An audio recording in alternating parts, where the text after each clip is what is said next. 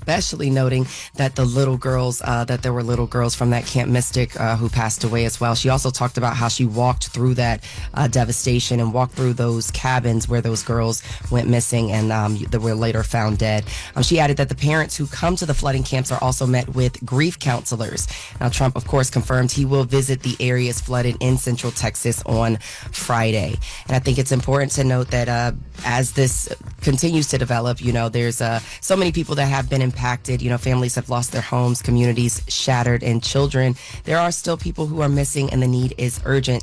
And the Community Foundation of Texas Hill Country has launched their Kerr County Flood Relief Fund to support those impacted. All donations go through directly to trusted and vetted organizations that will provide food, shelter, healthcare, and hope. So you can donate to the Kerr County Flood Relief Fund at communityfoundation.net. That's communityfoundation.net. Switching gears, guys. You see what happened with the Supreme Court yesterday? If you missed it, the Supreme Court will allow the Trump administration to resume plans to carry out massive job cuts across federal agencies. So all those job layoffs and stuff that was going on, there was a little pause on that. But the Supreme Court, the highest court in the land, has said, you know what? Go on.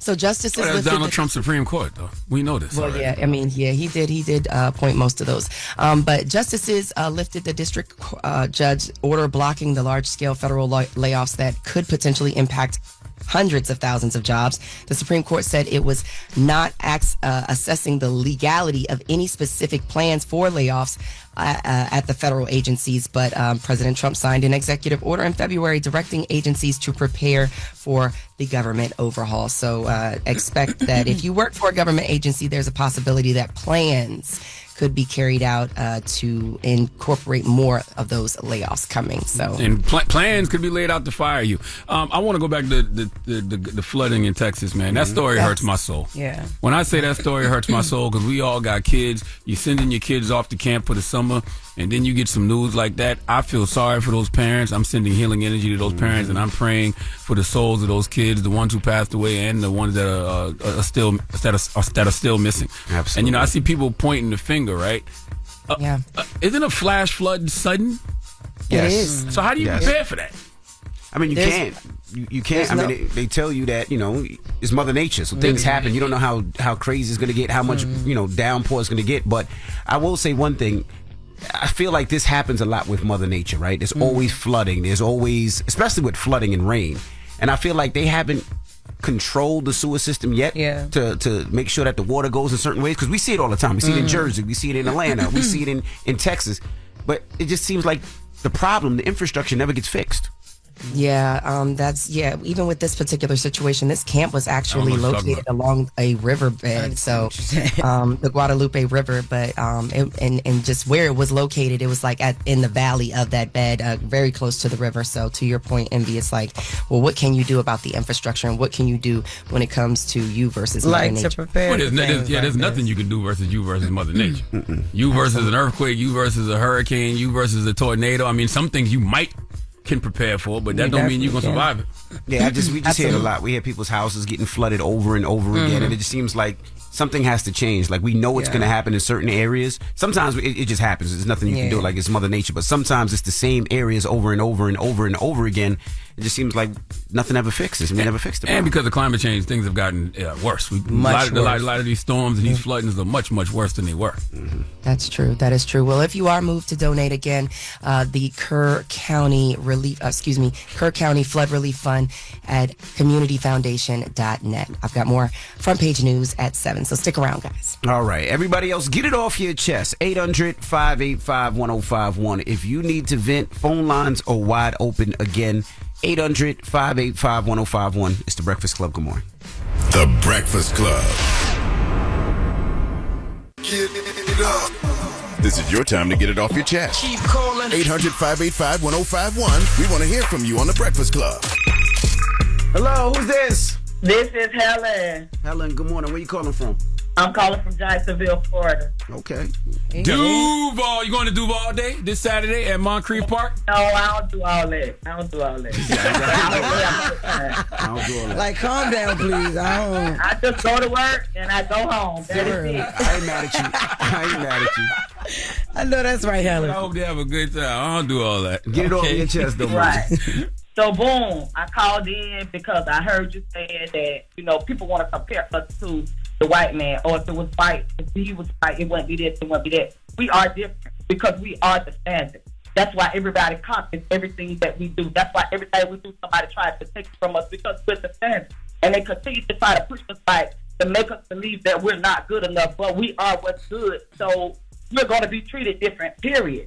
And I'm going to leave it right there. Some people will get it. It's going to go over a lot of people's head, but that's okay because everybody's eyes not open. I understand exactly what you're saying. And, if we're the standard, that means that we always got to submit our will to the God in us, not submit our will to the devil in us. Right, and that's the problem. We have got intertwined with the world. We live in the world, but we're supposed to live separate from the world. Man, I'm so glad you said that because it drives me crazy hearing people say things like, we should be able to do what they do. That's not the type of equality I want if we talking about, just being able to get away with evil.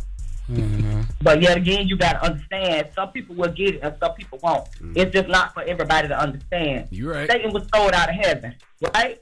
He was with God. It's going to be the same way here on earth. Some people will be with God, some people going to be thrown out. It's okay. You're right. But that's what the problem is. We are the standard. We set the standard in everything. And once we realize that, we'll change our ways. We will cause people to change to come over to the side that they need to be on. And I'm going to let that go. Okay. Yes, Peace, ma'am. Queen. Thank you, Helen. That's why Helen ain't going to Duval all day. Mm-hmm. She ain't got time for it. She don't do all that. Get it off your chest. 800-585-1051. If you need to vent, hit us up now. It's The Breakfast Club. Good morning. The Breakfast Club. This is your time to get it off your chest, whether you're mad or blessed. I hate the way that you walk, the way that you talk. I hate the way that you dress. Everything with me is blessed. Call up now. 800-585-1051. Not just me. I'm what the culture feeling. Hello, who's this? Berlanga. Belinda, that was your dogs in the back? No, that was me. I thought I heard barking. That was you coughing? You need to go to the doctor. Yeah. Damn. Damn, You Belinda. Getting it off his That's chest. morning waking baby. Wake and bake. got Okay, you, got all you, right. got you. Well, good morning, Mama. Get it off your chest. But let me tell you something. First and foremost. First of all, I am not your baby daddy, so don't be calling me talking. Let me tell you something, okay? I don't owe you no money, all right? First of all, my baby daddy is in heaven. So, second of all, thank you. That's what you get. So, anyway. That's what you get. You're right. Yeah. You're absolutely right. We're not laughing at you. Go ahead, Mama. Condolences. Right now, it's like the battle of the females in my family. That's why you up smoking weed early in the morning, huh? Who's the females? Is it your sister or your kids? You just said our kids. Oh, I didn't hear her say My that. kids. Oh, what's your kids doing? What's happening? Let me tell you something. It's like my oldest daughter is trying to bring my youngest daughter to go against me. For what reason? How old You are they? holding grudges for bull. How old are they? 31 and 21. 10 years What, ago. is their father the one that passed away? Yes. I mean, do you think, and I know that they're both 31 and 21, and that's older, but, grief doesn't ever really go away. Did they ever really do any grieving behind that situation? No. That could be it. Could have something to do with it. But what are they upset about? And that's what I was saying. Saying to who?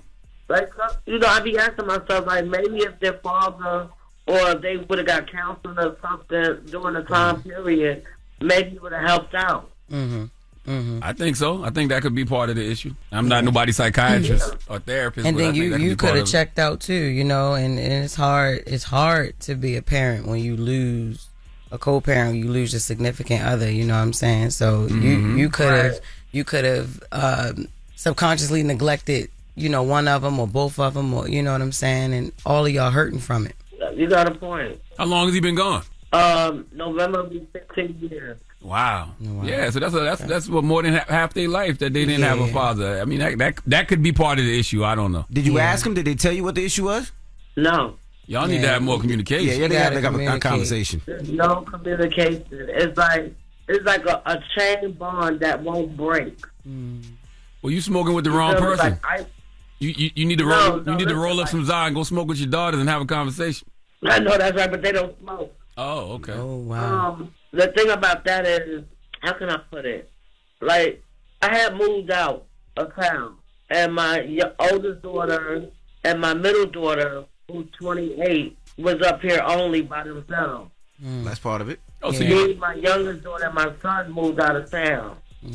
Oh, so they feel like you left them. They feel abandoned. So daddy gone, he passed away, and they feel like you left them. That's all. Yeah, you need to talk to them. You maybe need to go get some therapy, maybe family therapy. Because they were young when that happened, you know? So they just grow up. And it happened in the house. Oh, man. They what? It happened in the house. Oh, okay. Well, I'm sorry, Mama. Yeah, open up the lines of communication, man. Have a conversation with your Thank you, I babies. appreciate it. And apologize. Don't be afraid to apologize if you feel like you did something wrong. Yeah.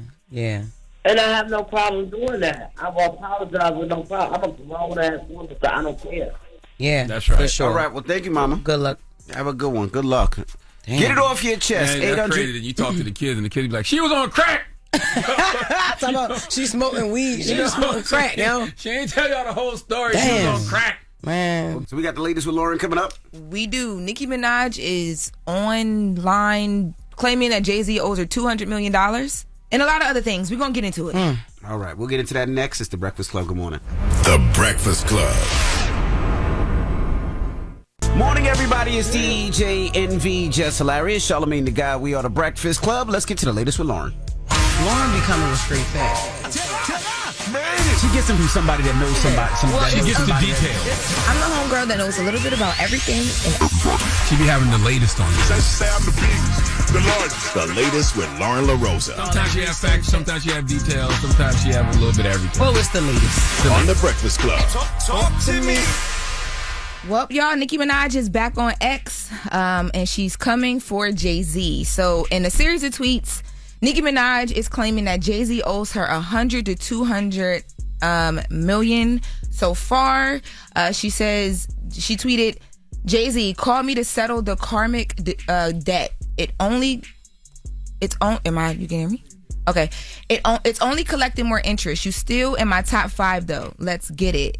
N-word. And anyone still calling him whole will answer to God for the blasphemy. And she is referring to, I believe, because then she says more tweets. Originally when Jay-Z did the deal with Tidal, it was a partnership.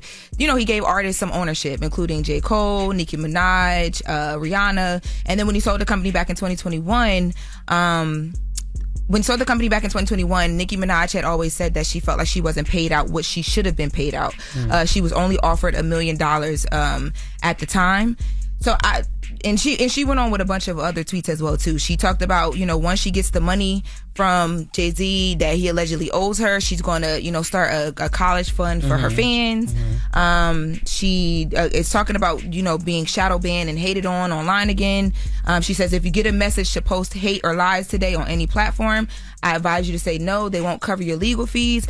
Just today alone, we've added 5 blogs and 5 content creators. I hope you got a lot of money saved up. I hope it's worth losing everything, including your account, because Nicki Minaj has been on X saying that the blogs and online creators don't cover her and Jay-Z's back and forth the same way as they do everything else. Well, it's not a back and forth. It's definitely not a back and forth. I was about to, it's just been a forth. And I also find that interesting because, you know, I see Nicki will amplify stories, and I be looking like, I'm like, this is a bogus ass source. It's just a random YouTube account, you know, some fake story somebody might. She was doing that yesterday. Oh, she was doing a lot yesterday. A fake story? Well, she was saying something about the lawsuit with Megan. Oh no, not that. That's not the one I was talking about. Oh, okay. What are you talking about? It was a lot that she had posted yesterday. But Nicki been going in recently, around. and a lot of the blogs haven't been picking it up because I haven't been seeing it in a lot of places. And that's how she feels. She feels like blogs and online platforms don't touch what she's saying, and they don't cover all of her words fully because it's Jay-Z and Rock Nation. Well, I'll tell you this, I have no idea about their business, but if someone owed me $200 million, then I would be in court, not on X, and I guarantee you if she ever took that to court, that would be a huge story. Yeah, I agree. Loren would get the first details as soon as it hit the court. I would be at court for that. But yeah, she also said that Jay-Z, she alleges he ruined hip-hop, football, basketball, touring, Instagram, Twitter. She said the jig is up. All of this is alleged and for entertainment purposes only. She wanted to make that clear. She's also saying that Jay-Z doesn't stand by black people, or alleging that Jay-Z doesn't stand by black people the way that he should, because he politically doesn't get out there the way that he should, because of different business partners that he's standing next to. That's just not true. And I guess maybe that's why you don't pay certain things any attention, because when certain things you just know are like, all right, come on now. I see what she did there, though. But I don't. Jig is up. The jig is up. The jig is up. She said he's still in the top 5, though. Her top 5. Oh yeah, I mean you can't never. I don't think you can ever. Nikki is like a rapper right. For real. She can't ever deny that. But there's a series of tweets. She also is asking, when did Jay-Z ever campaign for Kamala? She says he benefited so much from the party. When President Obama gave that speech about the brothers, why didn't Jigga come out and strongly campaign for the Democratic Party at that time? Jay-Z did campaign for Barack Obama. Crazy. He did for Barack Obama. He did a verse on my president is black, but he definitely was out there for Barack. But I think she's talking about. He was out there for Hillary Clinton. But I think she's talking about when Kamala was running and not Jay-Z, and Obama said that thing about black men. And she's saying, why didn't he come out as like the spokesperson for black men at that time? Remember when people were upset about Obama and the way that he came at black men and their support for Kamala Harris? She said that because, in her opinion, she did not come out for the brothers. We've been hoodwinked. And she says, bamboozled. Basically. Oh my God. There's a lot of tweets here, but in summation, she is still very upset at. What is this all about, though? Like, that's why I asked her. So where did it come from? Maybe I'm bugging. Where did this start from? Like, what happened? Didn't it start a couple weeks ago with the music? No, this started a long time ago. I mean, like just recently spiral, like with the when she went on live with Wayne, being from NO. That was a part of it as well. She how did Jay-Z ruin all these sports? Oh my God! Well, she felt like Lil Wayne. She feels like Lil Wayne should have been the performer at the Super Bowl in New Orleans. That is funny as hell. Read that one again. What he said. She did a whole list. You gotta read the whole list. She said, "Dear #Jay-Z, you ruined hip hop. You ruined football. You ruined basketball. You ruined touring. You ruined Instagram. You ruined Twitter. The jig is up. All of this is alleged and for entertainment purposes only." And she also is saying, she's mentioning Desiree, who is one of Jay-Z's. You might as well say Jay-Z's the head of Doge. Jay-Z invaded Gaza. You might as well just come on, add some more to that, Nikki. Don't stop there. Yeah, she says. There's a lot here, man. Jay-Z's the reason for processed foods. Okay, he's the reason that there's artificial dyes in the candy. What else? The jig is up, yo. I heard that though. I heard he was the reason for Essence Festival this weekend. That was definitely Hov. That was Hov. That was She gonna be tweeting about us, and I didn't even get to do my makeup this morning. She gonna post this. She gonna be mad at y'all. She's already mad at us. She's already mad at us. She is gonna be mad, but yeah, she says that black people have been hoodwinked by Jay-Z. That he is not what we think that he is. But in summation, politically, sports wise, and music wise, I'm mad what Jay did to Essence though. Man. He shouldn't have did that to Essence, man. There's a bunch of black people. I just think that when you criticize somebody for what they are doing or haven't done for a community, whatever her argument is, you have to be doing equal or more. Because that would be my question, right? Yeah. Well, if I'm not doing anything, then what are you doing? But this is coming from a personal place, though. This is a personal. I just got just a simple question. If I'm not doing anything, even though I know I'm doing a whole lot, what are you doing? Correct. But this is personal. She's mad that the whole Super Bowl thing, and she's standing up for Wayne. She's standing up for her stuff. Like, this is personal. You remember when we had that. It was the thing at Rock Nation when Roger Goodell and everybody was there. I was in the room for that. And you remember when Jay-Z was like, I can point to everything that I've done. I could tell you about the people I've helped, the charities I've given to, blah, blah, blah, this and that. You got to lay your list out. If you telling me that I don't do nothing, if you telling me that I don't show up for my community, now you got to lay your list out. Now, look, going back to the Super Bowl thing, is it possible that it was told to Wayne that he was going to do the Super Bowl, and then last minute, it was like, nah, we're going to give it to homie.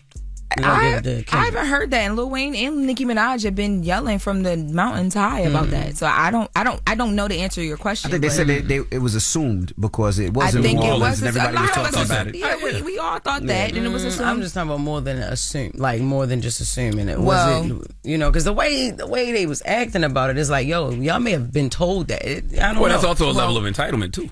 She said also too that the Democrats attacked her over her cousin's testicles. Oh my God! What? And she said, "Let's see if they have any." Y'all don't remember when she said that? Remember she was talking about the COVID vaccine, and she was saying that she had a cousin, her cousin's friend. She didn't say that. Yeah, she said that she had a cousin's friend who took the COVID vaccine and became like he couldn't reproduce. Oh no, I remember that. I do remember right? that. I do and remember people that. got on her about that, and she was like, "Y'all attacked me over that. Why don't y'all? Let's see if they have any thoughts on Brother Billionaire." She's talking about Jay-Z never campaigning for Kamala after Obama pleaded with the brothers. But Nikki didn't campaign for Kamala. Brother? But my thing is, you can't accuse somebody of not doing something that you didn't even do. She didn't. Who would she ever campaign for? I'm just asking questions here, people. I'm not accusing Nikki of nothing. I'm just asking obvious questions. I ain't never seen her campaign for nobody. Nikki crazy. She said, if the top brother in charge can leave y'all hanging without repercussions, then may everyone else leave you hanging as well. Hanging like my cousin's friend's testicles. All right, wrapping up. What? All right. Well, that was the latest with Loren. Damn. Jesus. All right. When we come back, Hey, Nikki. we have front page news. Oh, she gonna respond to you later on. Us. You. We together. Me and Charlamagne already got shot at before, remember? So y'all next. I'm just reading the tweets. All right, it's the Breakfast Club. Good morning. You're checking out the Breakfast Club. Morning, everybody. It's DJ NV, Jess Hilarious, Charlamagne the Guy. We are the Breakfast Club. Let's get back to some front page news. What's up, Morgan? Yeah, let's talk about what's happening in international news. So President Trump is expressing his unhappiness with Russian President Vladimir Putin. While speaking to his cabinet yesterday at the White House, Trump told reporters the war in Ukraine is causing thousands of deaths. Let's take a listen to his comments. President Trump. I'm not happy with Putin. I can tell you that much right now, because he's killing a lot of people. And a lot of them are his soldiers and their soldiers, mostly. So this comes as President Trump has been trying to hammer out a ceasefire between Russia and Ukraine, and lately has put most of the blame for the continued fighting on Putin. Now, according to those comments, Trump indicated that Russia's military took on a lot of casualties, and BBC News reports that estimates for Russian military casualties range from 500,000 to maybe 580,000 killed as of June 12, 2025. But the BBC News also indicates that those number of casualties could be even higher because they're not, well, at least they're not releasing the, they believe that Russia's not releasing the correct numbers out of that region anyways, whether it be on civilian casualties or military casualties. Elsewhere on the international front, President Trump and Israeli Prime Minister Benjamin Netanyahu met again yesterday in Washington, D.C. Trump said they spoke exclusively about the war in Gaza. The president said they got to get that solved, adding that Steve Witkoff, his special envoy, said they're hopeful to have an agreement to a 60-day ceasefire by the end of the week. Now, Witkoff said it would include the release of 10 live hostages by Hamas, as well as the return of the bodies of 9 hostages as well. So that's what's happening on the international front. Meanwhile, here at home, let's take it to California on the West Coast. Los Angeles Mayor Karen Bass and California Governor Gavin Newsom are condemning an armed deployment of federal immigration agents in Los Angeles' historic MacArthur Park. Now, federal agents and military vehicles descended on the park earlier this week, but details as to why were not immediately made available. Mayor Bass, who came to the park as soon as she heard the news spread, called the situation absolutely outrageous. Let's take a listen to her comments. To me, this is another example of the administration ratcheting up chaos by deploying what looked like a military operation in an American city. I could see a helicopter in the air. I think it was a Black Hawk helicopter. And I saw military tanks. It was the Custom and Border Patrol, and it might have been military on the periphery.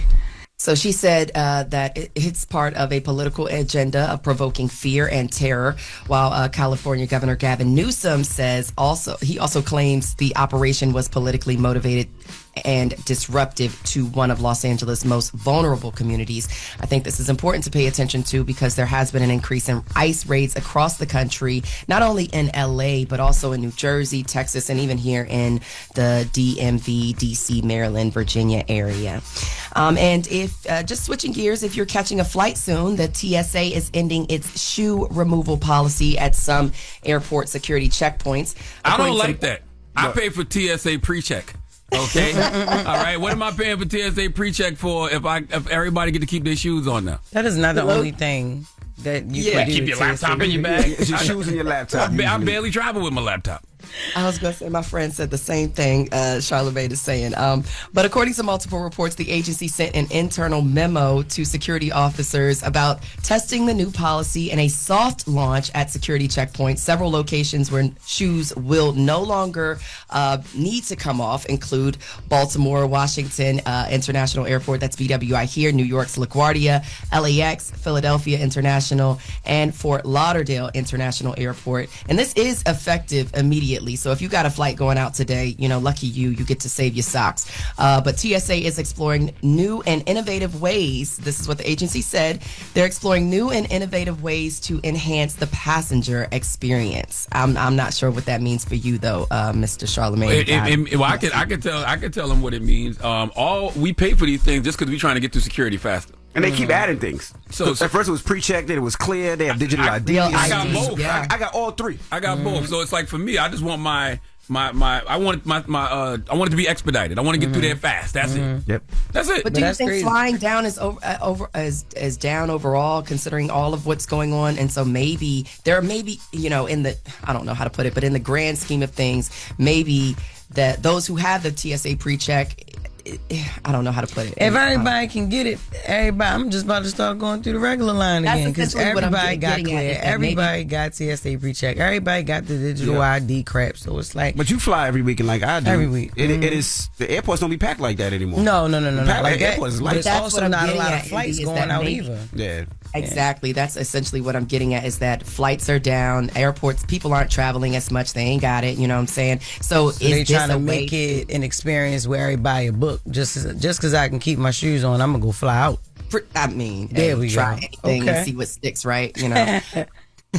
But that's your front page news. All right, y'all. I'm Morgan Wood. Follow me on socials at Morgan Media, and for more news coverage, follow at Black Information Network. Download the free iHeartRadio app and visit us at BINnews.com. We've got an amazing roundtable coming out today about Diddy, by the way. So I hope you guys check out that conversation at BINnews.com. It airs at noon. So okay.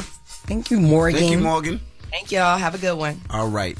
Now, when we come back, Tisha Campbell and Melissa De Sosa is joining us. They have a new movie, Operation Aunties, and we'll talk to them next. It's The Breakfast Club. Good morning. Good morning, everybody. It's DJ Envy, Jess Hilarious, Charlamagne the Guy. We are The Breakfast Club. LoRosa is here as well.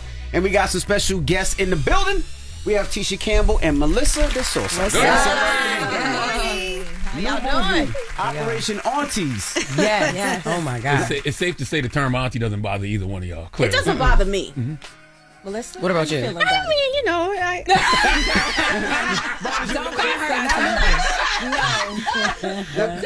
I mean, I'm an aunt in real life. Okay. So, it's a respect thing there, and I like that about it. I didn't like at first, like when you're like a certain age and you're doing a beautiful picture. Oh, go ahead, auntie. I like that. I feel like it's almost like it's taking it away. It's like, okay, auntie, trying to be sexy, trying to be cute. It's too late for you. But go ahead, girl. It's too late for you. Is it too late? I mean, that's what it felt like. That's how they were saying it. Make you have an asthma but I had to let it go. Because I'm doing a movie with the title. So I was like, oh yeah, it's a thing of honor. It's enduring. It is. I like being an auntie. Yeah, I do. Now, Tisha, were you at Essence this weekend? I was. A friend of mine was. No, he ain't saying he was doing anything. He said, but he's a little younger, and he was when he got back to the hotel, because we went out late. I didn't go to the show, but he seen you at the show, and he was like, guess who I was standing next to? I'm like, who? He was like, Tisha Campbell. He was like, Auntie was looking amazing. You still like it? I still like it. I said, did you holler? He said, I tried to flirt a little bit, but she wasn't acting with me. I didn't remember none of that. The makeover had him. Would you have got upset at that? Somebody was like, I just saw Melissa and Auntie was looking good. I wanted to get her number. No, listen, I'm fine with it now. I'm saying at first it was really just used to take back what someone was trying to do at a certain age. I got You know what I'm you. saying? I feel you on But you know what I'm saying? But now it's, they're turning it around like as a think it's respect, sexy. like you know what I'm saying? So now I think it's enduring. now it's I love being able to be somebody's auntie. Of course. To be, somebody well, you have that a choice. Somebody respect. I don't. Did you complain about the title of the movie when you first saw it? Oh God, no. Okay. I was I gotta work. It was good. It's like, oh yeah, I like the title. It's great. No, I'm kidding. Before we get to the movie, so does your son love the skits that you do with him online? I know he be watching. Because sometimes I look at your son, they be like, "Ma, you embarrassing the hell out of me." No, they absolutely love. Like getting there is not fun. Like, guys, y'all want to pose, but once we're in it, we're having so much fun, and it's time for me to like spend time with my kids. Yeah. But honestly, I was very, very like protective of my children, especially the one that's on the spectrum. Yes. And I didn't know whether this would be a good thing, but once Love on the Spectrum and the way that people embraced them, it just changed everything for me. And I was like, well, maybe it'll give him it gives him so much confidence, y'all. Yeah, that's good. Now he's like, he likes when people like recognize him now, Yeah, and he I thinks love he's that. funny. But I'll be like, I edited you funny. Stop playing. Stop playing. They're So not toys. now, They are not toys, man. they're not toys. But I really enjoy it now. I love it, and he's excited about it. As a matter of fact, we saw Chrisette Michelle at Essence, and it took her a second to come over to me, and she was like, "I'm such a fan of Zen's." And I thought that was so dope. You know, she had just come out and talked about her own experience and challenges.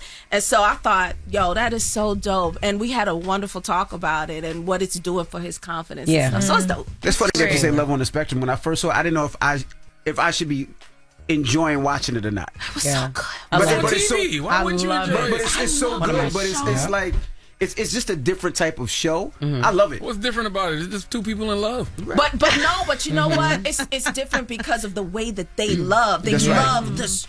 They tell you exactly what they want, and that's how my son is. Like, I just want him to find somebody. That's all right. We gonna find somebody for him. There you go. We gonna put out a call. Well, the film that y'all are here for, Operation Aunties, how was it working together? Oh, I love working with this one. We're both Libras. Yeah. too. So it's like, I mean, we met years and years ago. We just never worked together. I love her work, and I love everything she's done in her career. So it was like we were sisters at birth. You know. Well, what I mean? it was directed by Wendy Raquel Robinson, and we both know her. I know her from a long time known ago. her since the 90s. Yeah. Worked on Martin together Yeah. and everything. But I knew I wanted to do it with her because I've always wanted to work with her. And then once she came on, I was like, "Oh, that's icing on the cake." So it's a great We had a good time. movie. We had a good time. It's like a cyber crime.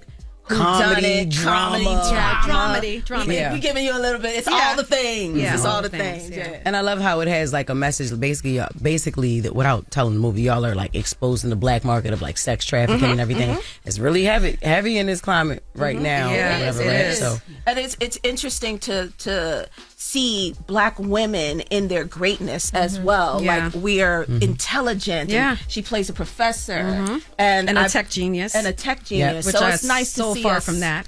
in that realm too. And y'all don't run away from those those traits in the movies. Like y'all are really strong. Y'all are like, how important was that to display on camera for y'all in this movie?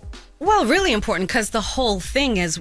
Oh, am I giving away storyline? No, go for it. We're taking them down. Right. You know what I'm saying? So We're and vigilantes. not only that, but it was someone I loved almost got assaulted. So it was like, look, we can't wait. You know what I'm saying? So, and I had the technology, which I like that part. Like, look, I'm still trying to learn how to work my iPhone, but this character, she was a tech genius and she's really smart. I love that. And then Tisha's a retired detective who comes back. I just like that we came together to bring these people The down. conglomerate So yeah, down. we had to be strong. I mean, And Amaya Scott plays her niece, so yeah, she's it's so really good. nice. amazing. Yeah. Okay. Did y'all have to develop like any special rituals or inside jokes to like build the chemistry? No, it kind of came naturally. Okay. Yeah. She's We just already click. funny, and we clicked immediately. We had one meeting right before we started working, and that was it. We knew we were going to have a good time. Yeah. Was it ever any part? Well, I mean, because it was still like humorous as well to me, but was it ever challenging? Because this is like a real life thing that women go through every day. Yes. Yeah. Young women, children, Well, Tisha really went there in one of the scenes where something happens. and then something happens. We can't give it away. But it's and I was not like, a lot of times that I was like, oh, okay, Auntie. No. You know what? A lot of So I times was like, people okay, just see me do comedy, Yeah. and they forget that I come from Yeah. a dramatic place. So I'm able to do a lot of things Yeah. in this. Able to, bring the drama and bring the comedy and then support her. And just from my background, just as well as yours, Yes, yes, yeah. I was like, let's improv a little bit before we do this scene, because the scene comes in hot. Yeah. So I was like, let's improv outside before we go inside and bring it inside, which really helped drive the scene, because we were already in the middle of something coming in. Yeah. So we just played, you know what I mean? And it was just easy. Yeah. It was real easy. We're still kicking it with Tisha Campbell and Melissa De Souza. Their new movie, Operation Aunties, comes out July 11th. Do y'all get stuck on the way movies are released now, or do y'all not mind? Like as far as streamings, big and releases, box whether it's office, Netflix or box office, do y'all get stuck on that or not too much? I don't. The work is the work. Check is a check. The check is a check. Yeah. It's I still mean, coming. Yeah, I mean, it's something you've It is- got to it's work out in your different. contract. It's like if it's not going to be released in a theater, whatever. I mean, it's not. We're not doing Mission Impossible right now, but you know what I mean. It makes a difference when it's those kind of films. I'm sure that's why they beef about that. But we got to go with the time. I mean, that's just what happens. Yeah, you We got don't to have a choice. evolve. Yeah, You just have to evolve. Even, incorporating social media, it's your own publicist. You're your own publicist. It's now. very true. You have to do it. You have to evolve. And that's the one thing that I know, being in this business for 54 years now, you have to continue Don't to whisper that. I don't like how 54 you- years now. Congratulations. Good. Hello. Thank you. I've been doing this for 5 decades. No, but doing it for as long as I have, you have to reinvent yourself, and you have to go with the times. So you can't. If you fight it, that's your ass. You know what I mean? You're also timeless though. Oh, Like when you see people like Kai Cenat and Drewski at the BET Awards flipping out because that they was so saw you, sweet. that lets you know how timeless you are. Yeah, thank I you would for think that. so. Thank you for that. Thanks. Girl, I've been with you since before Little Shop of Horrors. No, I okay? used to watch your posts. Like what? I loved your posts. Listen. Gina did it first. Yeah, period. Always been a fan. So I love you. I love even seeing you in this for film real. as well. Was it purpose though, right? Like, was it on purpose that y'all really didn't go into Amaya's character, right? So that was on purpose. It was on purpose that Okay. we didn't call her Tran in the movie. Yeah. Yes, and she talks about it herself, Yeah. and it's better when she does, because Yeah. she loves the fact that she was just a person in the film and not anything else. So yeah, she purposefully did that. Yeah. Wrote it that way. TJ Yeah. Ali wrote it that way. And I love that even in the film, like she had said, my aunt has been with me since the beginning. You know what I mean? So Yeah. it was good that it was a level of support and love there, and just bringing awareness to that. You know what I mean? Because that's absolutely relatable. Yeah. There's a lot of like sisterhood moments throughout the movie, but in real life, I was watching or reading something about Gabrielle Union at the Black Film Festival in Florida. She talked about how you saved her life because y'all just because of your relationship, and you saw her, you really saw her. It wasn't even that. It was more that when I first saw her coming into the business, I knew she was going to be great. And so in seeing that, I said, listen, Gab, this business got a lot of ups and downs, so let me pay for your first 10 therapy sessions. Wow. Oh, wow. So that you can get yourself into a good place and be in a safe space, because it's ugly out there. It's uglier than you think. And I just wanted her to I just wanted to support however I could, because I knew she was going to be great. And what was this, the 90s? Early 2000s? Early 2000s. Wow. So And you it was before she was even big. She was making a name for herself. Yeah, She was out there. She was not the Gabrielle Union that we know of today, but she was still doing a lot of stuff. Yeah. And I when I see somebody that is going to be in this business, it's just it's a lot. It can be a lot. And y'all see the ups and downs. Y'all talk about it every single day.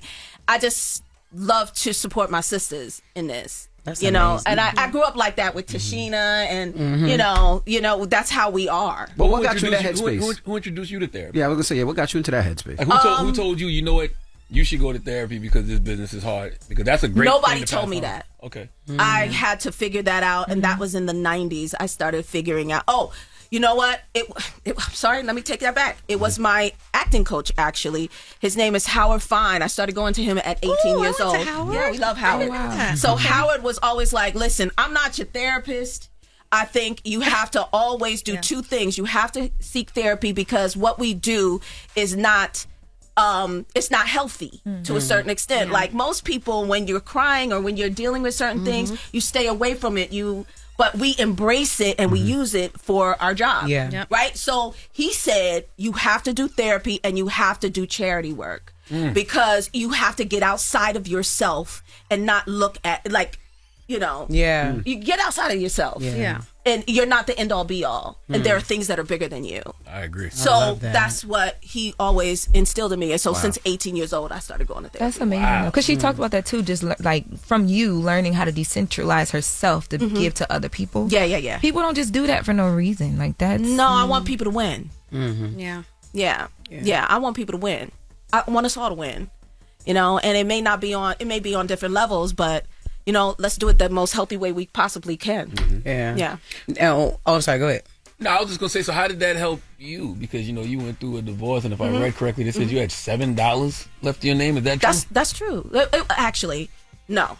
The story was I had $21 in my pocket, and a knife cost $7, and I wanted to pay for the knife, but it was Christmas, and I had a choice to try to get some extra toys for my kids at the Rite Aid or something. Wow. Yeah. So how did that work that you had done early on yourself help you in that moment? Well, I believe that I always had really good relationships.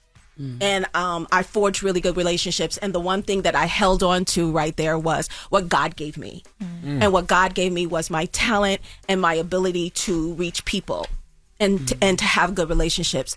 It was the one thing nobody could take away. And so with therapy, that's how and really good friends and weeding out all the others, I'm here today and I'm really happy. Wow. You look happy. Yes. You come in glowing, Thank you. beautiful. Thank you. Are you back up now, or did Melissa have to pay for that Starbucks? No, I believe it was her publicist that paid for my Starbucks today. Yes. But we good now. The publicist came in with flowers. Y'all got great publicists. Yes. My publicist That's brought my you guys girl. flowers. If you want to pay for my therapy, I'm open to that. I will. Okay. Don't play Like, with you ain't me. never I recommend will. me no therapy. It's a little more expensive now. It's a little more Yeah, expensive what's now. your problem? I have a question for you though, because I know during that time that he was just talking about with the divorce, you were going through a lot financially. You just talked about that, right? There was the bankruptcy that you guys finally closed. I think that was like 6 months ago. Right. In your healing journey, do things like that, like closing the case and being able to move on, actually help you to move on, or no? Because you still have to talk about it. I think it's a lifetime of stuff, and I don't really understand how we went through the bankruptcy, honestly. But that I was kind of separated from it, so I don't really know how we got through it. But it really is just taking yourself outside of it and keep it moving forward. I just move forward. I got kids, man. Right. I got two kids. One has ADHD. The other one got autism. Two separate issues. And I just keep moving forward. You still got a career. You still got other things that you have to do. Yes. Yeah. I can't look backwards. I can't. Yeah. So I just don't. It has to be difficult too, because since you're such a celebrity, such a face on television, people don't understand what you go through. They be like, "Nah, she got it. I just seen her on TV last week. Right. Nah, she got it. I just seen another replay." Like, Yeah. I know you had to deal with that. That had to be difficult. Not really. I don't really pay attention to the crowd noise. I can't. I can't afford it. And the way that I look at life, it's like a football game. Like whoever's on the field running with me and got that ball with me or running the field with me, I'm good. I don't pay attention to the cheerleaders. Those the fake friends. I don't pay attention to the crowd noise because they're there. That's their job, to boo and to cheer. So I can't pay attention to any of it. I have to just block it out and keep moving forward.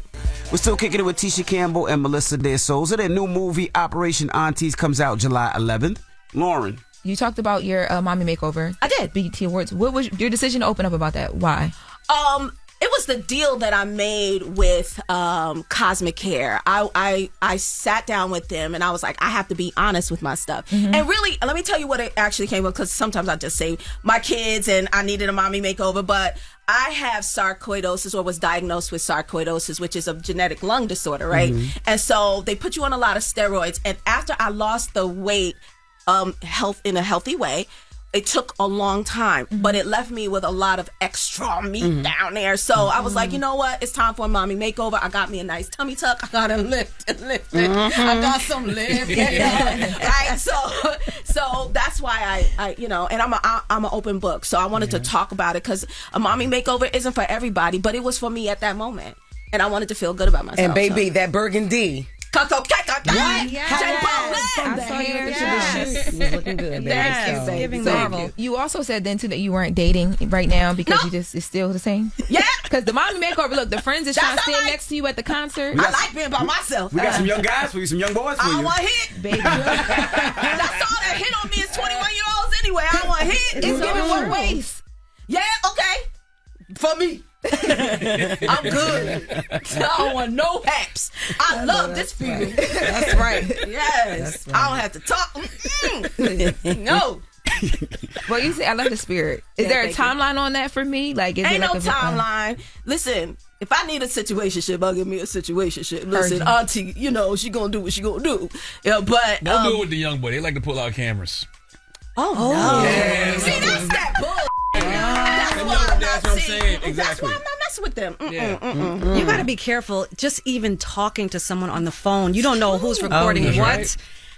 And you know what? If you don't want somebody to know something or hear something, just don't say it. Mm-hmm. You really have to be careful these days. That's you just so true. Everybody, that's the new thing. Let me record whoever and make some money off of that later. Let me just put that in the library, in the vault, and I'm gonna bring it out 10 years later when you ain't got no money. You know what I'm saying? It's just, my friend told me, she was like, Tisha, you're not marriage material. And I was like, oh my God, I'm so marriage material.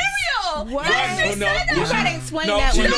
She knows you better than us. Why'd you say that? She said that because she was like, guys just want to mess with Gina. They don't want to, right now, that's all they see. They want to be with Gina. That's they don't true. want to Right. be with you. And I was like, oh, that's messed up. I don't believe that, though.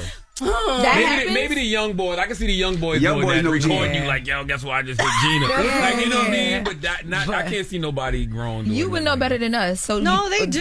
Is that what is Really? people approaching you I talking don't about know Gina? because listen, when people flirt with me, I get nervous anyway. For Because real? listen, let me tell you, because I was in a 27-year relationship, marriage, committed. So I don't know nothing about newfangled anything. So yeah. Oh, I have you in my stand-up act. I'm doing stand-up now too. Yes. About time, Gina. Yes, I do. I talk about something that a moment we had on the game show. Yes, I'll tell you later. Don't try to fake back. I know what you said. Was it a long time ago? Okay, I want to hear it. It was a long time ago. I know something. It was funny. It was funny. So your DMs is popping. So the young boys are all over your DMs. Yeah, I want to see that. Stay away from them. I am. Yes. I'm staying away from it all. They gonna I'm have you on the good right gram now. So that video you moving them hips and that dance video that went viral. What dance video? You didn't see the video, you? What happened? It was a good video. She was a great video. No, It was a good video. You were just dancing and enjoying your time, but like you was having a good time. She was getting it. Oh no, that was doing house music. Yeah, but I you know was we was going at off. You the was Johnny going Gill. off. Oh, thank you. Yeah. Jesus Christ, they gotta go. I know you too. one last. I know, everybody Arce, right? they just think I'm Shelby and real. They just it won't go away. Damn. But we then they love- meet me. They're like, Sexy, But though. we love Shelby. I know, y'all. but they're like scared, but they want it, but they're scared, or they think I'm gonna be mean. They don't approach you.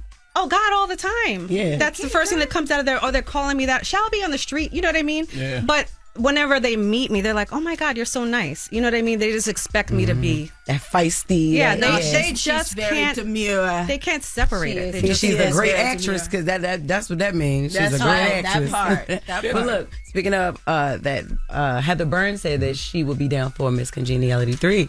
Oh Would yeah, you? so would I. If they come down to you with that it? was one of the best experiences of my career, and it was very early on. Yep. And it just shows like Cassandra Bullock is just the nicest person, and the people I was working with, they were just all kind. And you don't really. We were down there for like 3 months, and we were all young, and we all got along, and it was such a nice experience, and we had so much fun. But I would totally want to do thought it a was third dope. one. I mean, if they come up with a story, I'm ready. I'm All ready. right. Yeah, it was fun. I would love to do that. We need that. And is it true, Tisha, you just started watching Martin 5 years ago? Crazy. Yes, because a lot of the millennials and the Gen Zs that are just kind of getting to know it, they quote shit at me. I don't know what the they talking about. What you mean? So okay, let me back like up. what? No, but that was like in the 90s. That was 30-something years ago. But so that you have some like content. Jesus Christ, that was 30 years That ago. was 30 years ago. That's crazy. But like, if so that you have content, like I said, like me and Tashina, we grew up as Broadway kids, and you're only as good as your last job. So we don't look backwards. We're not in the present. We're always looking at what's the next gig. Got it. So it trained us not to watch our own work. So I don't watch my own work. My kids never watch my work unless somebody snuck it to them. Oh, that's why my youngest calls me Gina. He don't call me mommy. Damn.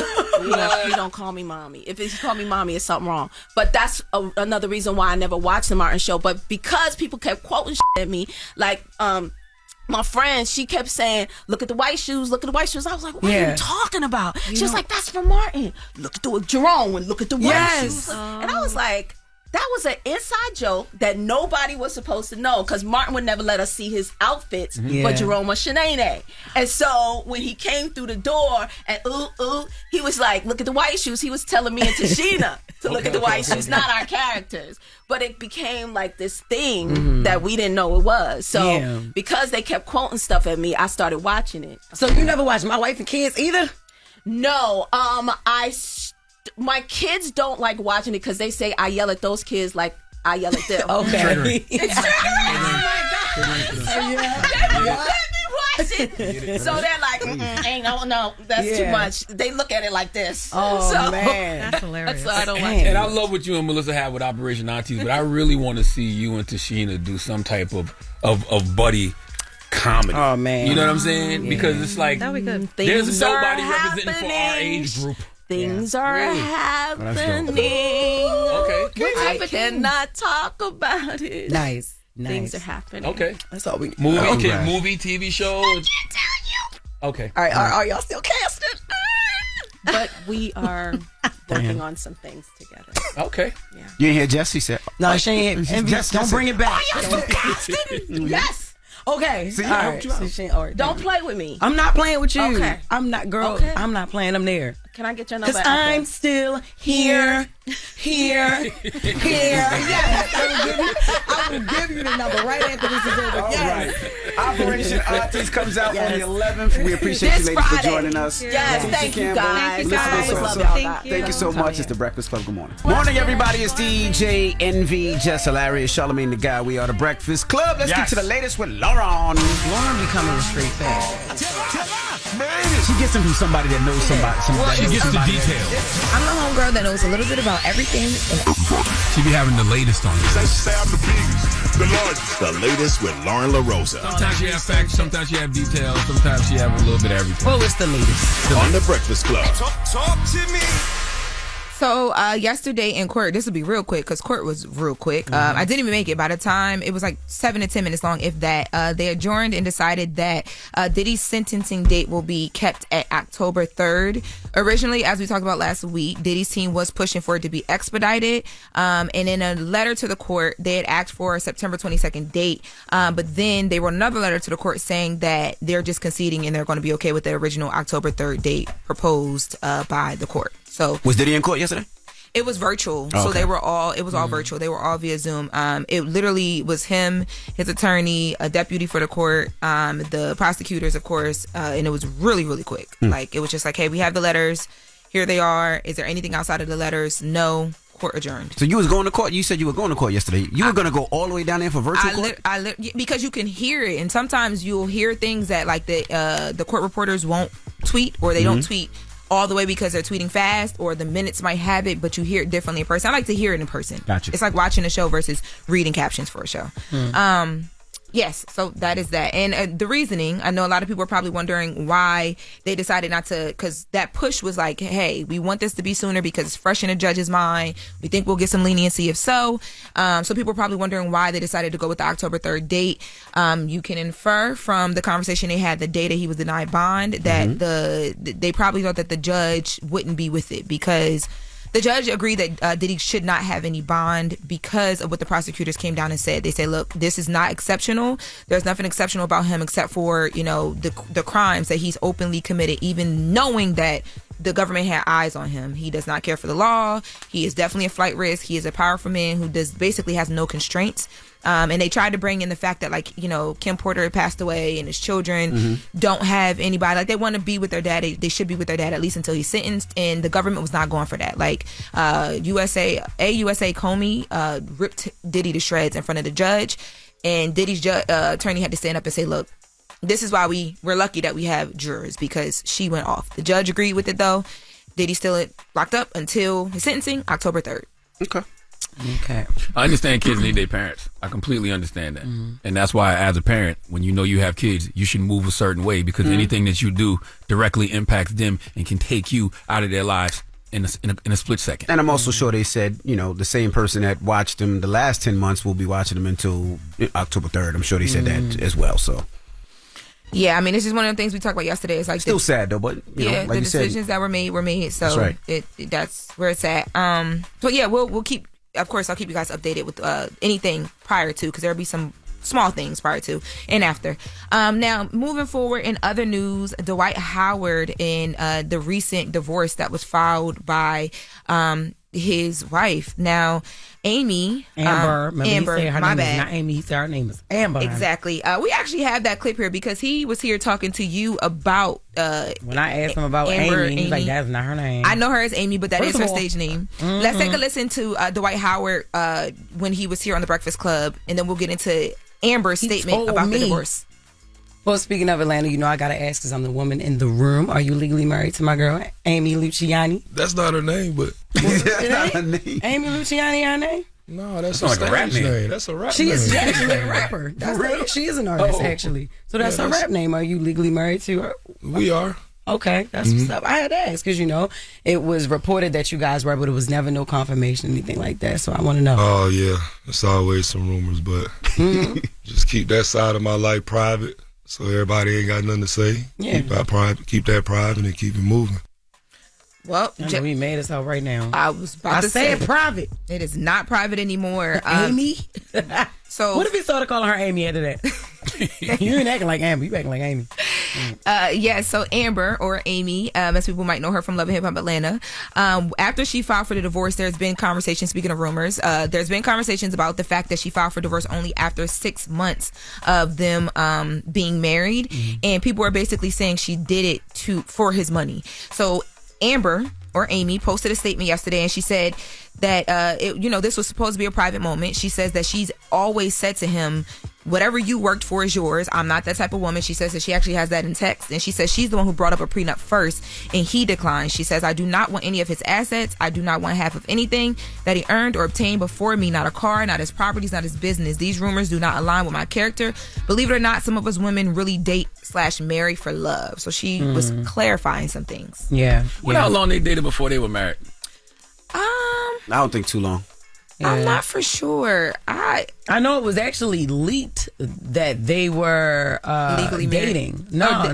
Before they even got married, for real. Like, because they were in a club and like they were hugged up in a club, and I think somebody had posted it like, "Oh, Amy Luciani is in here with Dwight Howard," and then the next day everybody was like, "Oh, all right," and then a couple weeks later they were married. Yeah, that's how it went. That's how I saw it on the Shade Room. Well, when I know Amy, or Amber, and when I talked to her, she said that she's devastated by this. It's not something that she wanted to happen. She didn't even want to make this statement, but she decided to. I woke up this morning and it was there. So why was it? Do we know why it was divorced? Because it was so fast. I can't say right now, but but you just don't want to tell us. I don't know right now, but what type of gossiper are you? Yeah, because it's won't spill the tea, and you know it. And I got some ginger root. Okay, Kendrick. And some honey. Okay, Kendrick. Okay, Kendrick. That's crazy. I just, people don't tell us that you got tea and don't spill it, Loren. I don't have the tea. I asked you said not right now. I can't tell you right now. Because she said she's not ready to get into that right now. But you know. And when she filed for divorce, she just said that it was irretrievably Wendy Williams broken. would never. She'd have spilled it already. Been splashed it all over the place. Miss Info would have been gave up the goods. I don't. If I had it, y'all would know. I don't have it. We will be back with the updates though. Okay, yeah, but I'm pretty sure divorce is not easy for anybody. You know what I mean? That's why I'm giving her some. That's your girl. Devastated. Yeah. I've hung out with Amy. I'm sorry, Amber. I've hung out with her, you know. So yeah, I mean, she's a pretty cool person. But I was saying that Dwight was a pretty cool person too. From the 45 minutes to an hour that he set up here.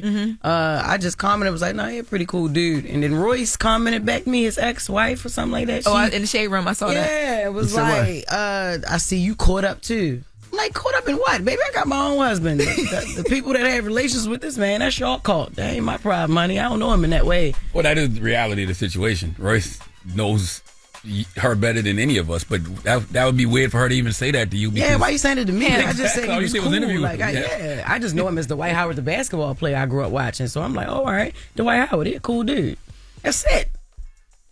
But it is what it is. That's crazy over there sitting on tea. I'm not sitting on it. I don't have it. When I have it, we will know when she's ready to have a conversation about it. She got it. She ain't got a poker face. That is the latest with Loren. She don't got nothing. I don't think she got nothing. She got I don't. Yeah. She don't got nothing. All right. That is the latest with Loren. Charlamagne, who you giving your donkey to? Somebody that Donald Trump wanted to deport. His name is Jose Luis Lopez Chique. What? What? He Exactly. already getting deported? You want to give him donkey? No, I said somebody that Trump would deport. We'll discuss. All right, we'll get to that next. It's the Breakfast Club. The Breakfast Club. Your mornings will never be the same. With the donkey. It's time for Donkey of the Day. A bunch of donkeys around here. With the hee-haw. Yes, you are a donkey. What the hell? What the hell? Some donkey days just saw themselves. Charlamagne, give it to him. Breakfast Club all day. Give it to him. Oh man, Charlamagne, who you giving Donkey of the Day to now? I just realized Rob 49 said, what the hee-haw? Yes, sir. What the hee-haw? I just realized it. Donkey today for Wednesday, July 9th goes to a 27-year-old Minnesota man named Jose Luis Lopez Chique.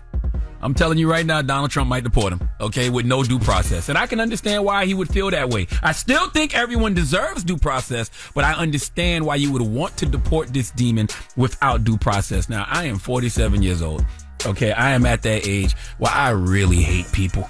Okay, I'm not quite sure when I started really not liking humans, but the older I've gotten, the more I get to know people, the more I realize why Noah only allowed animals on the ark. Okay, I completely overstand Noah because that is the only way to avoid creatures like Jose. See, Jose has been charged with second-degree murder because on June 27th, he decided to take the life of a young 22-year-old woman named Kaylee Arce simply because she rejected him. Let's go to 5 Eyewitness News for the report, please. A man is in jail tonight, now charged with murder in the death of a 22-year-old woman in Richfield. As we've reported, Kaylee Arce was found after being shot in her apartment last month. Today, Richfield police announced they arrested 27-year-old Jose Lopez Chique on Thursday. He's charged with second-degree murder. Court documents show Arce and Lopez Chique recently met online and had been hanging out, but Arce expressed she didn't want to be in a romantic relationship with him, only friends. On June 16th around noon, police say Lopez Chique bought several items, including tape, a mask, an apron, and gloves. And then around 3:30 p.m., his phone showed he was sitting outside Arce's apartment texting her. About an hour later at 4:30, a neighbor told police they heard yelling coming from inside the apartment. The next day, officers went to her apartment for a welfare check and found Arce's body and signs of a struggle. When officers arrested Lopez Chique near his home, they say he did not ask why he was being arrested, but told officers to hurry it up. Lord have mercy. This is why women be online arguing about what's safe for bears or men. Okay, RIP to this young lady, Kaylee Arce. Fellas, please go to therapy to learn how to properly regulate your emotions. Okay, cognitive behavioral therapy focuses on teaching skills to manage emotions effectively. And boy, do we need it. Like, what's wrong with hearing the word no? Jose, I don't care how many gifts you bought this woman. I'm looking at the complaint, and it says Jose would, buy things for the victim, take the victim on shopping trips, but the relationship was not romantic or sexual. I wouldn't care if it was. Romantic or sexual, that still is not a reason to shoot and kill a woman execution style simply because she didn't want to holler at you. Simply because she told you no. Investigators saw the victim's computer, and it was logged into her Snapchat account. And they noticed that the victim and Jose had a best friend badge with a streak that had just ended. I have absolutely no idea what the hell that means. Okay, but I can guarantee it ain't worth killing somebody over. You tried to holler at her, Jose. She said no. She had you in the friend zone. She said to you, and I quote, "I'm only interested in a friendship," and did not feel a romantic attraction to defendant. Okay? By the way, my brothers, that don't mean it can't evolve into something else over time. Some of the best romantic relationships start when two people are friends first. It's actually great to have that foundation of friendship to stand on, but that also doesn't mean you should be trying to wear her down. Okay? Perpetual persistence is not romantic. In fact, it can be kind of predatory because you are saying you are this person's friend, but you have ulterior motives. Okay? If you don't know how to, check that and truly just be friends, then it's probably best to move on. Now, when I look at these messages this young woman, Kaylee, sent to him, she was so emotionally intelligent and mature.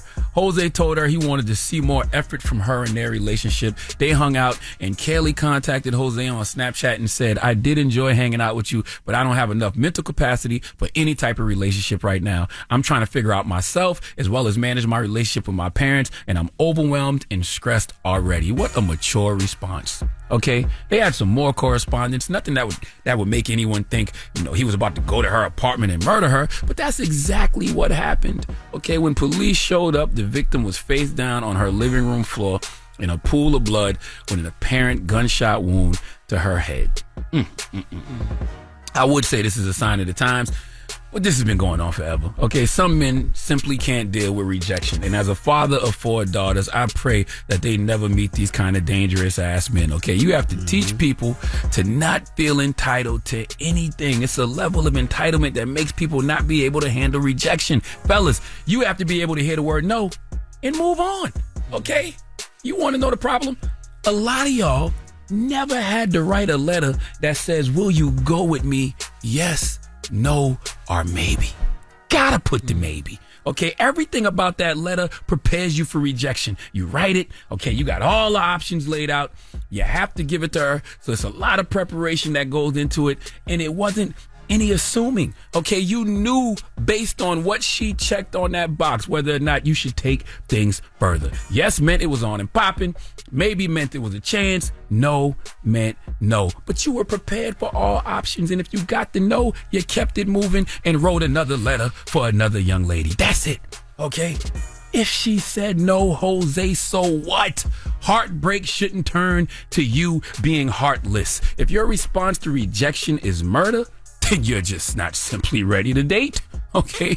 Look, man, rejection hurts. Okay? It's normal.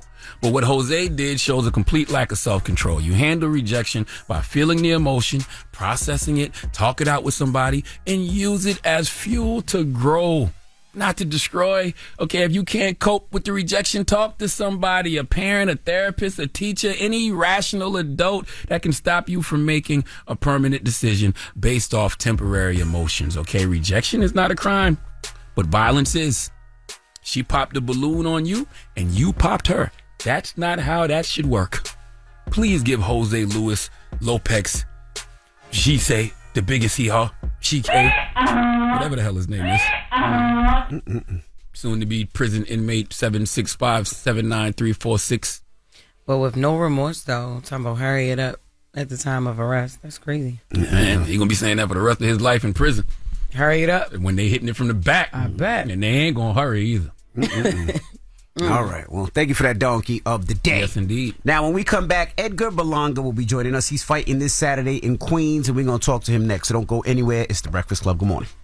The Breakfast Club.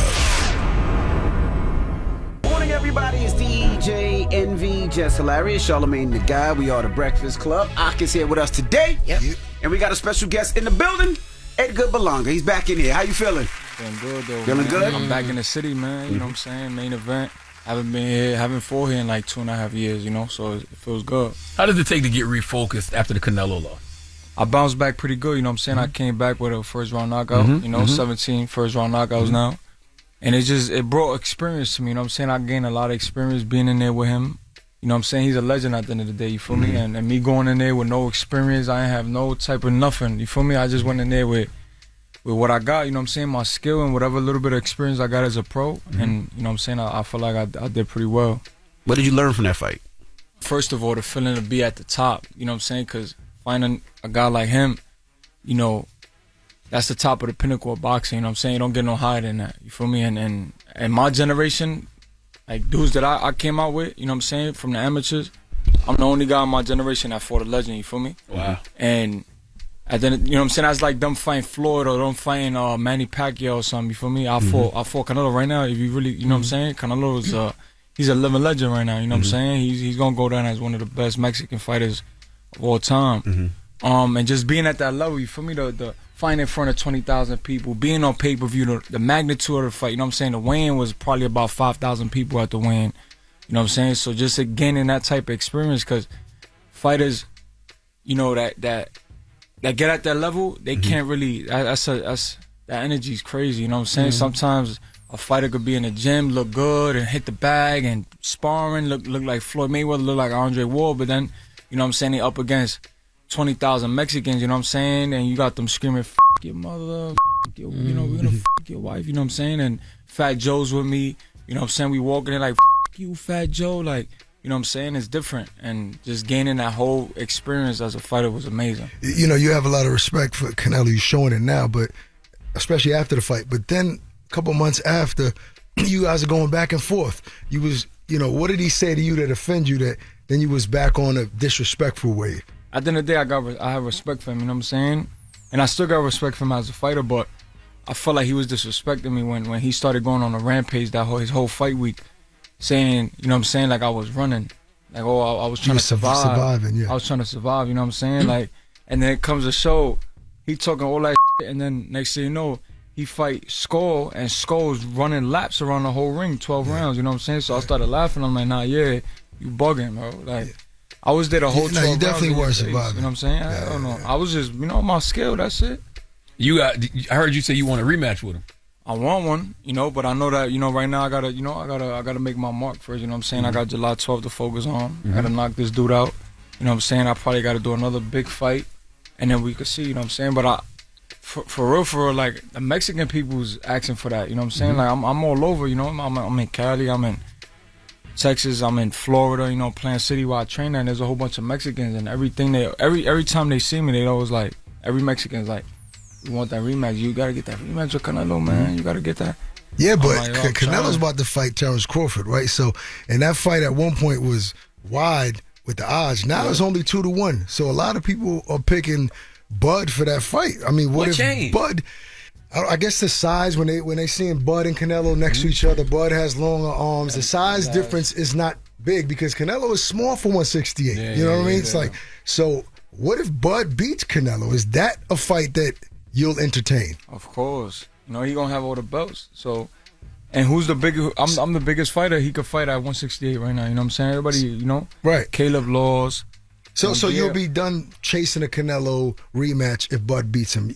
Bud will be your new target. Yeah, we want the belts. You know what I'm saying? When it's all said and done, I'm in this. You know what I'm saying? Yeah. Who do you think wins that fight? Canelo just got the size difference. You feel me? Bud is a two-time undisputed world champ. You know what I'm saying? Bud got the IQ, he got everything.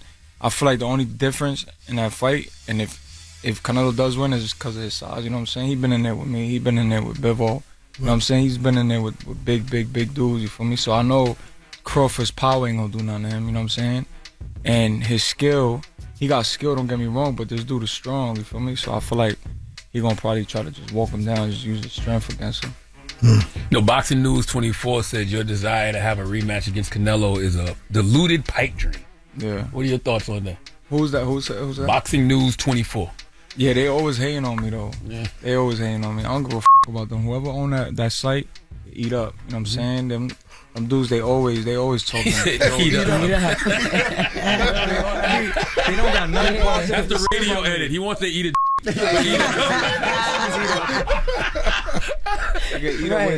Whoever own that page, because every time he's always throwing something. I don't know if it's a girl. I don't know who it is, but they always throwing some shady shit at me. You know what I'm saying?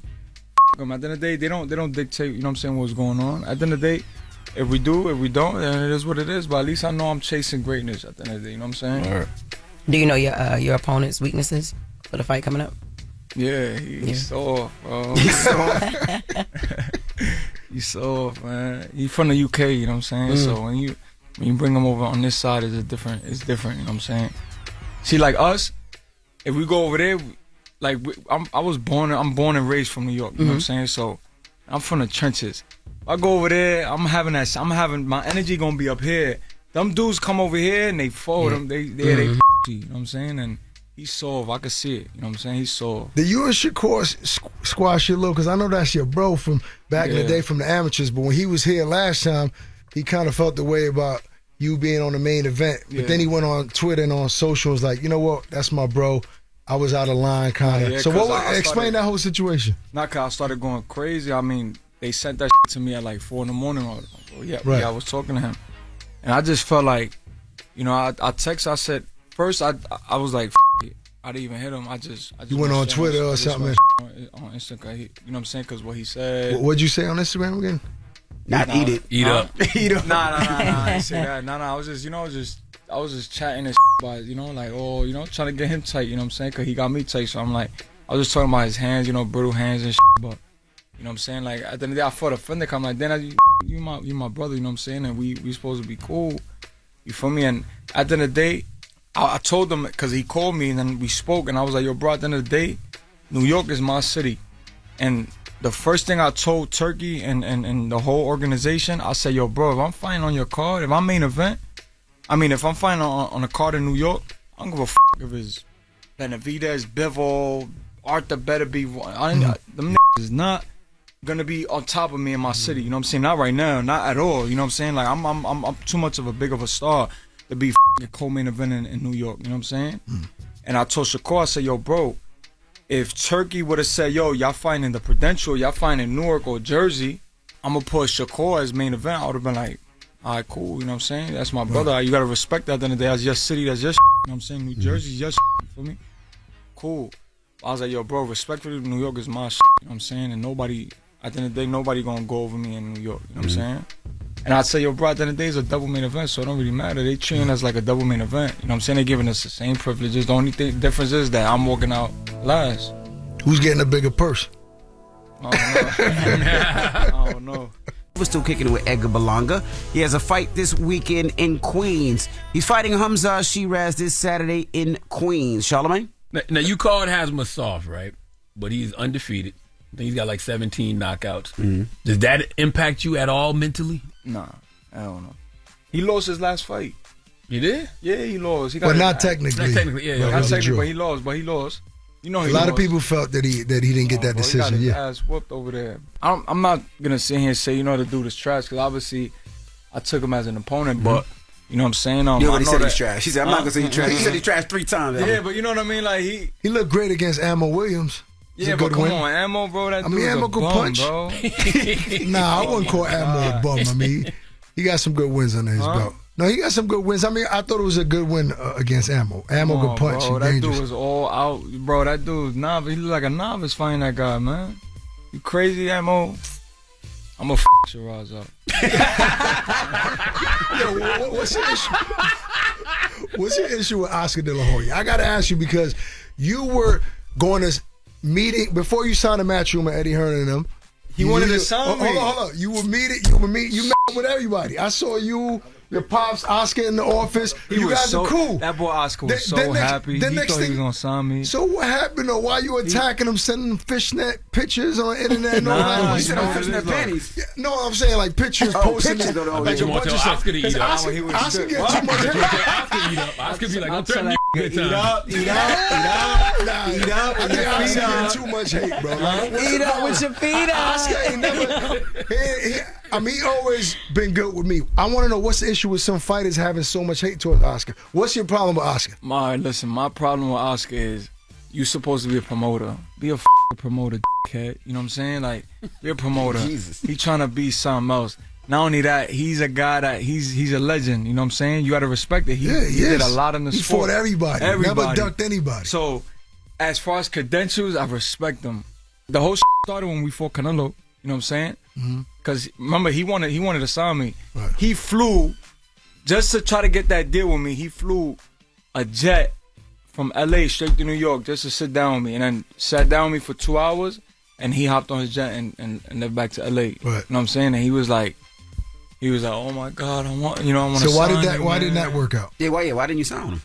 because the numbers we was telling him we wanted, he couldn't do it. You know what I'm saying? They couldn't match it. You feel me? And obviously, you know, Eddie was the one that matched what we wanted, and that's why we got with Eddie. But and then during the Canelo press in Vegas, Oscar just kept going. You know what I'm saying? Well, you know that clapback Thursday he be doing. Oh yeah, on Instagram. That shit is. Sometimes it's funny. I don't know. So I'd be clapping at some people. It'd be funny. So you were on the clapback Thursdays. He threw some shots at you. Yeah, and then and during the press conference, I said, "Yo, I'm gonna smack the shit out of you when I see you." Yeah, I ain't got no real beef. I'm gonna smack the Botox out of that. Damn. Yo, listen. So the shit we deaded the shit, right? Whatever, cool. Is 6 months later, this dude put up a video of him smoking a blunt, talking about he gonna come fight week and he wanna see if he gonna smack the shit out of me. And he went on another podcast like 2 days later saying he gonna smack the shit out of me. So I said, "Oh, okay." I want to see that energy when I see you fight. I want to see if you're gonna smack the shit out of me. Now I got a surprise for him on the press conference. A big surprise for him. This week? Yeah, this week press conference. I got a super duper surprise. Really? For him. Yo, yeah. You throw a hint? But like, what kind of surprise? Like, it's gonna be legendary. It's gonna be legendary. It's gonna be legendary. You gotta stay focused. Though. Understand. You don't like Oscar, but you still gotta stay focused on the fight at hand. I want to know what the surprise is now. How you gonna watch the press conference? Yeah, what's the press conference? I gotta see the surprise. Thursday. All right. Thursday. I'm telling you, it's gonna be viral. Don't swing on him. Huh? Don't mess up the whole promotion. Nah. He gonna sue me if I All right, then you know, I'm instead of fighting Shiraz, I'm gonna be fighting him. Yeah. What's the boxer that was going at him and then went at Fat Joe? Caleb Plant. Caleb. What Caleb Plant? Y'all squash You him? seen him? He was on here too. Yeah. Yeah, he was on here. Yeah. No, you. What happened? What? He don't remember. He don't remember. Caleb? See? He don't remember. Cool. He was just giving his side of the story when y'all ran into each other in Vegas, how you went back and forth. Yeah, with I Fat thought that Joe. was Fat Joe. No. Fat Joe was with Edgar. Oh, got you. They was gonna beat him up. They was gonna beat him up. He was with Pistol. He was with the whole KR. They was gonna beat him up. Oh yeah, that wouldn't have been. They was gonna beat him up. Yeah, that wouldn't have been. All that shit talking is cap. All that shit talking, they was gonna beat him up. You know what I'm saying? Because Joe was with Loretta and his daughter. You know what I'm saying? And he went and set that dumb. What did he say to Joe? He claims that he never said any of that. Yeah, he said something.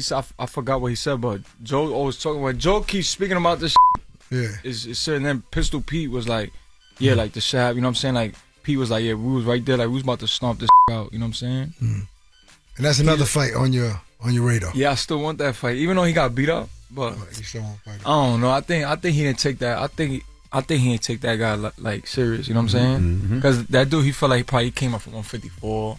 Little dude, you know, little Mexican dude, like 5 feet. You know what I'm saying? Like he look at this dude, like this dude.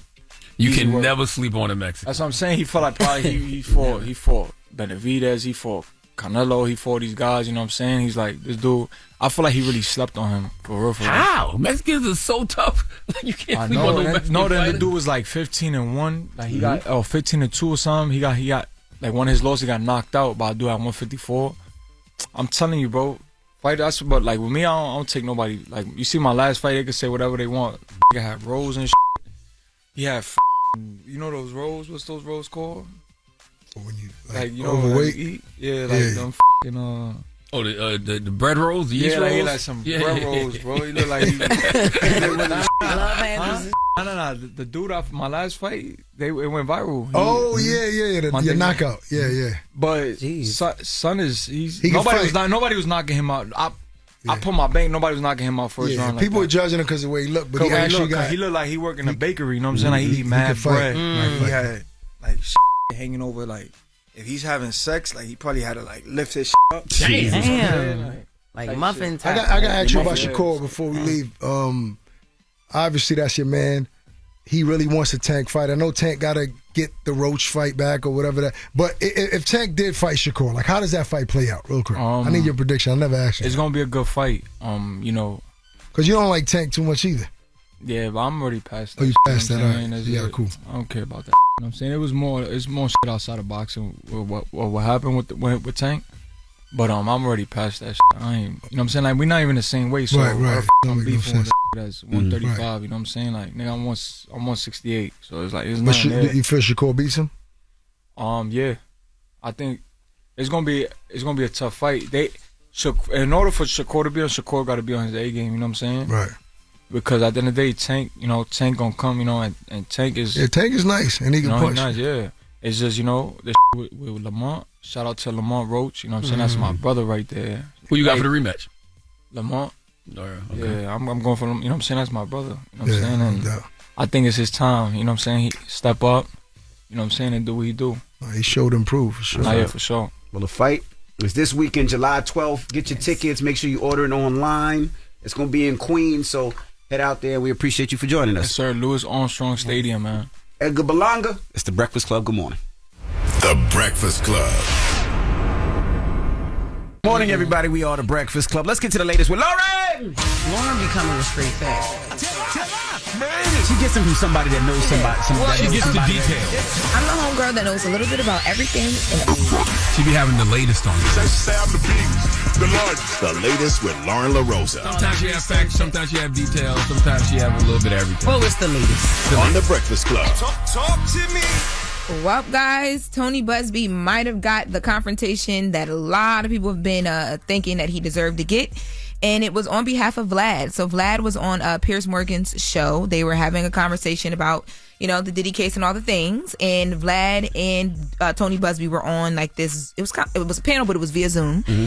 And they started having a conversation about Tony Busby and the cases that he chooses to take on. Let's take a listen to Vlad and Tony. You just made this grand conclusion that, the U.S. attorney talked to a few of these folks and decided they had no credibility. You are flat out wrong in that respect. It has nothing to do with whether these people were credible or not. Their case is a civil case alleging state law claims of assault after being drugged. That was not the case that was brought by the U.S. attorney. And frankly, that's not a case that could be brought by the U.S. attorney, and which Tony, is the point your own client accused Jay-Z and Diddy of raping her when she was 13, and we all saw it was all nonsense. It was absolutely false. She said Good Charlotte was there. They weren't there. You have a long history, not credible give you a little people. bit of information, a long history. You make all these broad a long history. You don't even know what you're talking about. Have you won a single lawsuit with any of these people you've represented? Literally 30 days ago for $640 million, pal. So don't be telling me about winning lawsuits. How many lawsuits have you won against Diddy and Jay-Z? How many lawsuits have you won against Diddy and Jay-Z? You won nothing. They called him a knucklehead. Yes. So basically, Tony Busby was trying to make the point that the reason why none of his people that he represents did not get called is because the trafficking, like taking them from one place to another, didn't happen because everything he's alleging happened in New York, allegedly, and Vlad was not going. I will say Vlad won that debate, at least from what I heard from that clip, because, Tony Busby started bringing up things that had nothing to do with what they were talking about. He brought up the fact that they secured $640 million for a Houston family, which is true, but that don't have nothing to do with the cases with Jay-Z and Diddy. But can I ask you a question? If you're my civil attorney and I hire you to do civil work for me to fight something in court, why are you doing interviews and talking before the court? Right? Does that make sense? Does that help with the civil case? Maybe. I really don't know. Because you got jurors. You got it goes to court. I'm confused. And then you got public opinion too. Yes, it doesn't make sense. Fight it in court. I don't know how civil court works, but if you, I guess, can influence people in the court of public opinion, maybe. I don't know. No, it's jurors because you got to look at the facts as well. So it's the same thing. So he's trying to influence the court of public opinion. Yeah, but I just think I think. Mm-hmm. Yeah, it's just a legitimacy conversation. That's what I took from it. I'm like, if this was my attorney, I don't want you on here arguing with nobody about nothing. Let's just get in court and do what we gonna do or whatever. But I agree with Vlad though. I mean, you do so many cases that lead nowhere and they sound like the nonsense and foolishness we be hearing. That does hurt your credibility. Oh yeah, that Jay-Z situation definitely, I think, 100%, because people had something to point to. Mm-hmm. Even Diddy's team on the civil side had something to point to of like, okay, these things are crazy. But it hurts his credibility to what, right? Let's be honest, because if somebody sues somebody and they're not charging you and they're only taking a percentage of what they get, who's going to stop going to them? Mm-hmm. Because if somebody who's suing somebody, they have nothing to lose. I don't have to put any money up. I can go to a lawyer. A lawyer's going to get 33% of whatever he makes, and I lose nothing.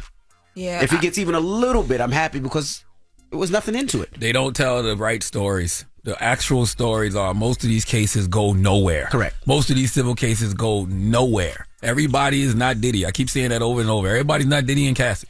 Okay? Mm-hmm. Most of these cases go nowhere. If y'all knew that, y'all stop wasting these lawyers' time. Yeah, that is fact. Well, another back and forth online, or I don't even know if it was, I guess you could call it back and forth, the Wale Casanat. Wale sat down with DJ Head and Gina Views on Effective Immediately. Dropping the clues bombs for DJ Head and Gina Views, Effective Immediately. Yes, this was a great interview. They talked about a ton of stuff. They also talked about Wale and, like, the conversation about him being a rapper's rapper and all the things. But he did get more into detail about the Casanat situation. Let's take a listen. Did you know that the streamers be mic'd up 24/7? I didn't know. And the last place I thought it would be is like in this crowded little area. Yeah. One thing about me, I always introduce myself to people, even if they already know me. Like I'll be like, "Wow, like what's up?" I mean, we played in the game, celebrity game, like last year. I saw that like photo you posted. Well, again, I'm sure he don't like be up playing Lotus Flower Bomb or like on chill, but he's a pillar in this new generation of hip hop. I had the game on. He was like, "Yeah, man, I beat you on this joint." Like, so I'm like, okay, he probably do remember me. It's cool. And then I get in the car and I'm just like, my phone, like, damn, this don't know who you are. Hey. And then I'm getting texts from people like, yo, then it's all good, bro. Don't worry about it. Now I'm in the room with all my peers. I seen him on the carpet, but I'm like, that's too much of a powerful little bubble right there of like energy that I don't really understand. So I waited and I saw Snoop, and I'm cool with Snoop. And I just walked over to him like, yo, I was crazy, but let's talk later. We didn't talk later, but I think people ran with it for a story, whatever, but I just was confused. Yeah. He was confused. I think he also said too, looking at it now, he wish he had just never said nothing. Of course. Like 100%. Yeah, never of said course. nothing. Then he looked crazy twice when he came back.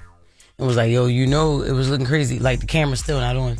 Yeah. And the chat saw it twice. I mean, Kai wasn't disrespectful. Kai just didn't know who he was, didn't remember who he was. There's many people I didn't work with, and if I run past them right now, I don't remember. It's not that I'm being disrespectful. I just don't remember. Right, Jess? Yeah, yo. I don't know everybody, yo. I can't believe we even still talking about this situation. That's right. But salute to Wale and salute to Kai, and I do want to drop on the clues bombs for Gina Views.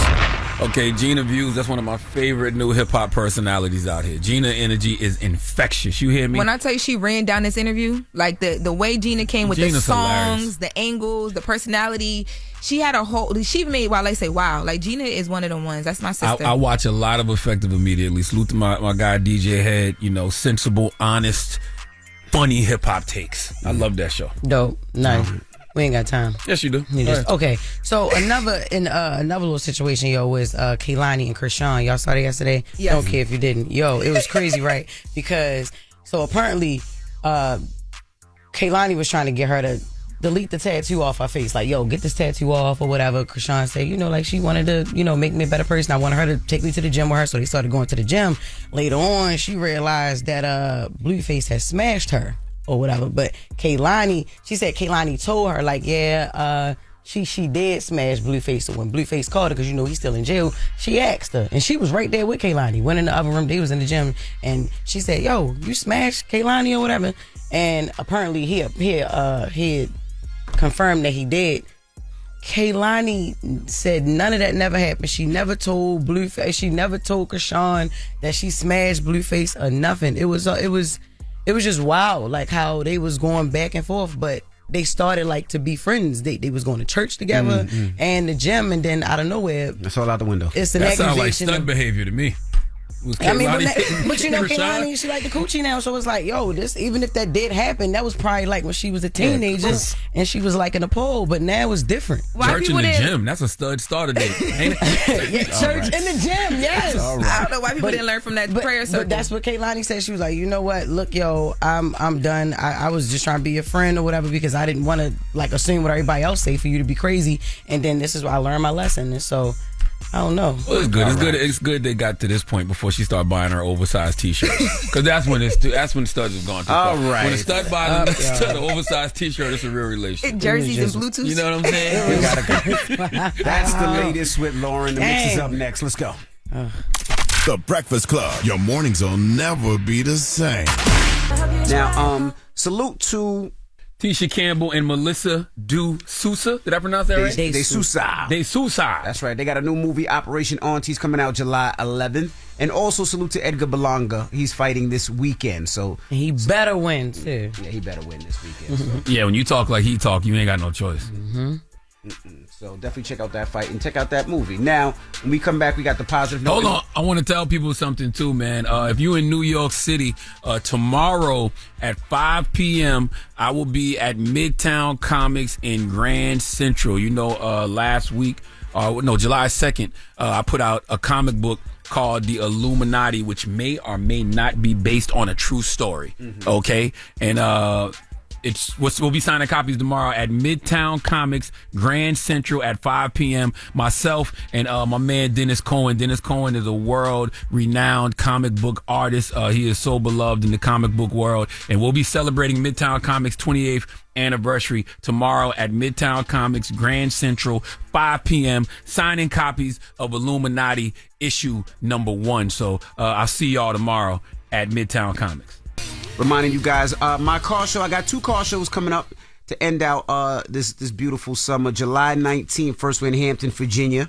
So kids 5 and under are free. All types of cars. There's amusement rides, jumpies, games for the kids, food trucks. So I can't wait to see you. And then August 16th in New Jersey. So if you haven't got your tickets, get your tickets. It's going to be a great family fun day. Bring your kids, bring the wife, bring the husband. We're going to have a lot of fun at both those car shows. So get your tickets. All right. Now, where you at this weekend? I'm in Phoenix, y'all, Arizona. Get your tickets for the Wild Horse Casino. We got July 12th. I'm doing one night only, one show, 8 p.m. it starts. And Tempe, Arizona, Surprise, Arizona, Phoenix, Arizona, Chandler, Arizona, all surrounding cities. Make sure you get your tickets today. If you haven't yet, JessHilariousOfficial.com. And next week, Milwaukee, I will be back, but I'll be headlining this time. So get your tickets at JessHilariousOfficial.com as well. I love Milwaukee, man. Salute to Milwaukee, the first city to ever syndicate the Breakfast Club. We are forever indebted to the city of Milwaukee, man. Salute to everybody that listens to us on B100.3 in Milwaukee. Absolutely. All right. Well, you got a positive note, Charlamagne? I do. And the positive note is simply this. Life is change. Growth is optional. Choose wisely. Have a great day. Roll your eyes again. That was a good one. It was all right. Breakfast Club, bitches! Y'all finished or y'all done?